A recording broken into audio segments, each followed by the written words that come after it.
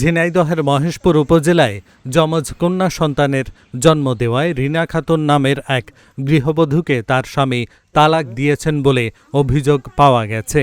শুধু তালাকই নয়, যমজ কন্যা সন্তান বিক্রির টাকা দিয়ে দেনমোহরের দাবি পরিশোধ করার জন্য ওই গৃহবধূ ও তার পরিবারকে হুমকি দেওয়ার অভিযোগ উঠেছে। উপজেলার নতুনকোলা গ্রামে এই অমানবিক ঘটনাটি ঘটে। ভুক্তভোগী রিনা খাতুন নতুনকোলা গ্রামের শহীদুল ইসলামের ছেলে রাকিবুল ইসলামের স্ত্রী। কন্যা সন্তানের জন্ম দেওয়ায় গৃহবধূর ওপর এমন নিষ্ঠুর নির্যাতনে স্থানীয় এলাকাবাসীর মধ্যে তীব্র ক্ষোভ ও নিন্দার ঝড় উঠেছে। রিনা খাতুন বলেন, কন্যা সন্তান জন্ম দেওয়া নাকি অপরাধ। এই অপরাধে রিনা খাতুনকে নির্যাতন করে তালাক দেওয়া হয়েছে। এখন তার স্বামী বলছে, যমজ সন্তান বিক্রি করে সেই টাকা দিয়ে কাবিননামার টাকা শোধ করবে।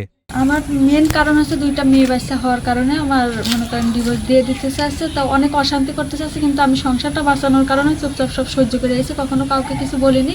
পরে মেয়ে যখন হয়েছে সিজার করে, তখন ওই হসপিটালে দেখার পরে বাসায় এসে ওই জায়গা থেকে মারধর করে অশান্তি করে চলে আসে। আর তারপরে 3 মাস হয়ে গেছে, তাও কোনো খোঁজ খবর নেয়নি। গ্রামে যখন বিচারে মানে তারা মেয়ে বিক্রি করে দিয়ে আমার কাবিননামা শোধ করতে যাচ্ছে, যার কারণে আমি এই বিচার মানিনি। আর তারপরে পরিষদ দিয়েছি, থানায় দিয়েছি, কোনো জায়গায় আমি বিচারটা পাইনি। গর্ভে যমজ কন্যা সন্তান থাকার বিষয়টি জানার পর স্বামী রকিবুল ও তার পরিবারের বিরুদ্ধে রিনাকে মানসিক ও শারীরিক নির্যাতনের অভিযোগ উঠেছে। পরে তাকে বাবার বাড়িতে পাঠানো হয়। সেখানে অস্ত্রোপচারে তিনি 2 কন্যার জন্ম দেন। 3 মাস পরও স্বামী বা শ্বশুর বাড়ির কেউ সন্তানদের খোঁজ নেয়নি বা ভরণ পোষণের দায়িত্ব নেয়নি।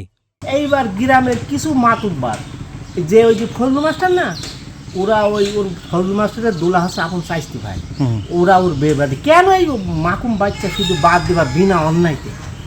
এইবার ওখানে মণি আর দুবার মোল এরা এটা 4,60,000 এই ঘরে বসে নিই।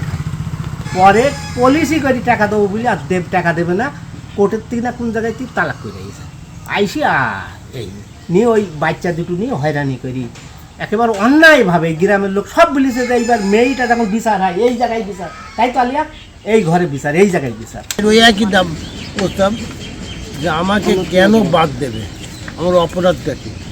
আমার স্বামী এসে বলল যে আমি তোমাকে রাখবো না, বাদ দেবো, কিন্তু সে কোনো সময় তার স্বামী দিতে রাজি না।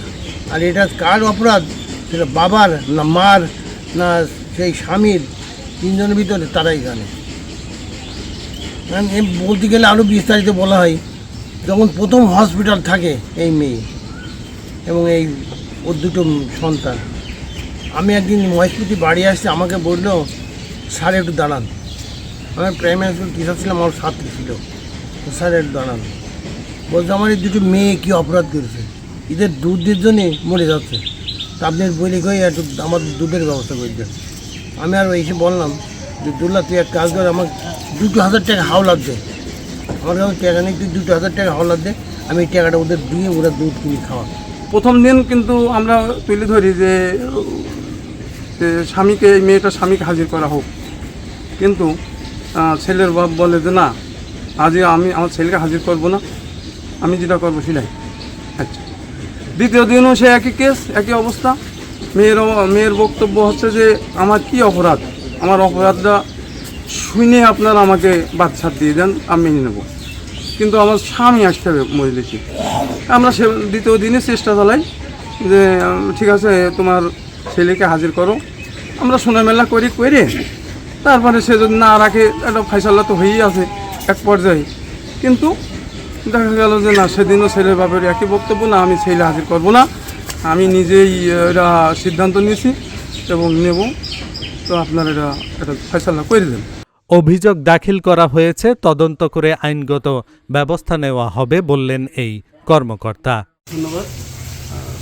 কাজিরবাড়ি ইউনিয়নের নতুনকোলা গ্রামের রিনা নামক এক ভদ্রমহিলা গতদিন আমাদের কাছে এসে একটা অভিযোগ দাখিল করেছেন।